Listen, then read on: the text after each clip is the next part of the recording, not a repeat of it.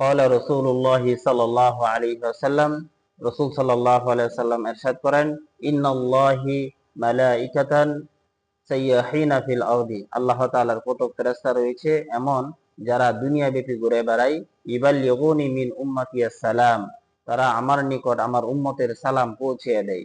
তথা দুনিয়ার যে কোনো প্রান্ত থেকে যে কোনো আমার উম্মত আমার প্রতি সালাম প্রেরণ করে, ওই সালাম ওই ফেরেশতারা আমার নিকট পৌঁছে দেন। আল হাদিস। আরেক হাদিসের মধ্যে আছে, ক্বালা রাসূলুল্লাহি সাল্লাল্লাহু আলাইহি ওয়াসাল্লাম, মান সাল্লা আলাইয়া ইনদা কবরি, যে ব্যক্তি আমি রসুলের রোজা পাকের নিকট এসে আমার প্রতি দুরূদ পাঠ করে, সামিআতুহু, ওই দুরূদ আমি রসুল নিজে শুনি। ওমান সাল্লা আলাইয়া নাইবান উবাল্লিগতুহু, এবং যে ব্যক্তি দূর থেকে যে কোনো প্রান্ত থেকে আমার প্রতি দুরূদ পাঠ করা হয়, পাঠ করে, উবাল্লিগতুহু, সেই দুরূদ আমার নিকট পৌঁছে দেওয়া হয়। আল হাদিস।